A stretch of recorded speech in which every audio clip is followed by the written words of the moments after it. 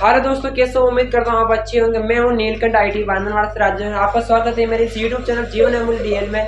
दोस्तों, अभी तक आपने मेरे इस यूट्यूब चैनल को सब्सक्राइब नहीं किया तो नीचे दिए गए रेड कलर का बटन पर क्लिक करके चैनल को जल्दी सब्सक्राइब कर लीजिएगा और आने वाले बेल आइकन को भी दबा दिए, इससे कि नया वीडियो आप तक बहुत जल्दी पहुंच सकता है। दोस्तों, जैसे आप देख पा रहे हैं कि जो हमने पहला अध्याय शुरू किया उसका आज ये तीसरा वीडियो है। वीडियो के अंदर पूरा टॉपिक खत्म हो जाएगा, ठीक है। तो आपको बताना चाहूंगा मैं, जैसे कि कृत्रिम श्वास प्रक्रिया क्या है। कृत्रिम श्वास प्रक्रिया क्या है दोस्तों? कृत्रिम श्वास प्रक्रिया, यदि कोई भी व्यक्ति कार्य करता है, उस समय उसको दुर्घटना हो जाती है, उस समय उस व्यक्ति से सांस नहीं आती है, तो उसके लिए उसको सांस दी जाती है, उसे हम कृत्रिम श्वास प्रक्रिया कहते हैं। कृत्रिम श्वास प्रक्रिया कितने प्रकार की होती है, उसका विधि क्या है, उसको कब अपनानी चाहिए, किस व्यक्ति के साथ अपनानी चाहिए, आइए हम जानते हैं इस वीडियो के माध्यम से। चलिए दोस्तों, सबसे पहले हम पहले पॉइंट के बारे में हम बात कर लेते हैं, सिल्वेस्टर विधि। सिल्वेस्टर विधि क्या है? जब किसी व्यक्ति के सीने की ओर छाले या चोट लग जाती है तो उस वक्त सिल्वेस्टर विधि अपनाई जाती है। उसके लिए पीड़ित व्यक्ति को सीधे से फर्श पर लेटाया जाता, आसानी से उसके सीने के पीछे, हमारे सीने के पीछे तकिया लगा दिया जाएगा, छोटा सा तकिया, जिससे कि सीना कुछ ऊपर उठ जाए और गर्दन नीचे हो जाए। उसके बाद में उसकी दोनों हाथ पकड़ के ऊपर ले जाते हुए उस दोनों हाथों को उसके सीने के ऊपर रखते हैं।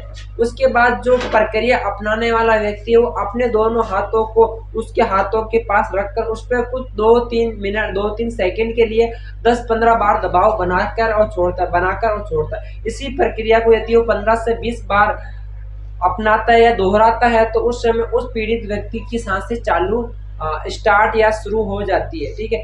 इसी प्रक्रिया को हम कहते हैं सिल्वेस्टर विधि, ठीक है। इसका प्रैक्टिकल भी आपको बहुत ही जल्द ही मेरे इस यूट्यूब चैनल पे मिल जाएगा, ठीक है मेरे प्यारे साथियों। अब हम बात कर लेते हैं दूसरे, सैफर विधि। सैफर विधि क्या है? सैफर विधि का यूज हम कब कर सकते हैं? सैफर विधि का प्रयोग। चलिए दोस्तों, सैफर विधि के बारे में आपको पूरी जानकारी बताते हैं।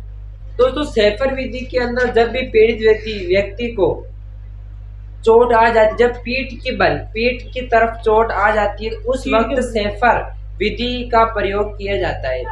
उसको पीड़ित व्यक्ति को जब हम लेटाए जाते हैं, उसके मुंह में गुटखा मिला तंबाकू नहीं हो, उसको चेक करें, यदि हो तो उसका मुंह को साफ करें, उसको अपने सीने के बल सीधा लेटा दिया जाता है। उसके बाद जो प्रक्रिया अपनाने वाला जो व्यक्ति है वो अपने दोनों हाथों को पीड़ित व्यक्ति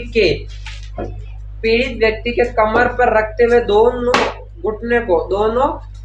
अंगूठे को आपस में स्पर्श करते हुए कमर पर ले जाते हुए उसको ऊपर की ओर ले जाते हैं। कहने का मतलब उसको मालिश की जाती है, कमर के लेकर ऊपर की ओर उसकी मालिश की जाती है। ऐसी प्रक्रिया उसको 15 से 20 बार अपनानी होती है। उसके बाद पीड़ित व्यक्ति को सांस आ जाती है। इसी प्रक्रिया को सैफर विधि कहा जाता है। इसका भी प्रैक्टिकल आपको बहुत जल्दी ही मिल जाएगा मेरे इस यूट्यूब चैनल के ऊपर। अब हम बात करने वाले हैं अगले विधि के बारे में, जिसका नाम है मुंह से मुंह हवा भरना, और इसे लाब्रोड विधि भी कहा जाता है। मुंह से मुंह हवा भरना। इसके लिए कोई पीड़ित व्यक्ति होता है, उसको सांसें नहीं आ रही, उसको सीधा फर्श पर लेटा दिया जाता है। तो एक तो पीड़ित व्यक्ति होता है, दूसरा होती है प्रक्रिया अपनाने वाला व्यक्ति।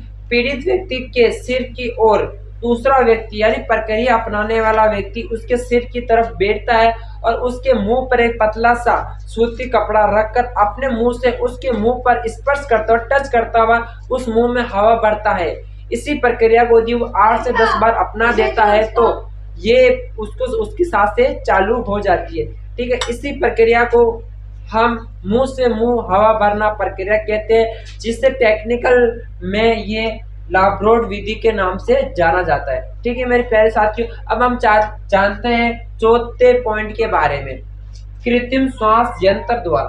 कृत्रिम श्वास यंत्र क्या होता है, आइए जानते हैं। कृत्रिम श्वास यंत्र द्वारा जैसे पीड़ित व्यक्ति को जब मुंह पे मास्क की तरह एक प्लास्टिक की या रबड़ की एक मास्क के रूप में उसको पहना दिया जाता है, उसको जब ऑक्सीजन की सप्लाई दी जाती है, इसी प्रक्रिया को हम कृत्रिम श्वास यंत्र प्रक्रिया या विधि कहते हैं, ठीक है। कृत्रिम श्वास प्रक्रिया हमें कब अपनानी चाहिए? कृत्रिम श्वास प्रक्रिया किसी भी व्यक्ति के साथ दुर्घटना होने के कुछ क्षण बाद ही अपनानी चाहिए। यदि उसमें यदि पीड़ित व्यक्ति को सांस नहीं आ रही है तो हम इन सभी 4 विधियों के द्वारा उसकी कंडीशन देखते हैं कि इससे हम कौन सी विधि अपना सकते, उसके बाद ही आप ये विधि अपनाना होगा।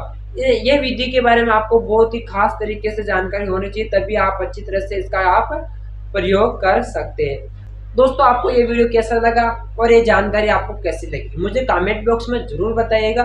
यदि आपको इसके बारे में कोई भी जानकारी चाहिए या कुछ पीडीएफ आपको चाहिए तो आप मुझे नीचे दिए गए जो मोबाइल नंबर है उस पर आप मुझे व्हाट्सएप कीजिएगा, आपको इसका पीडीएफ मिल जाएगा।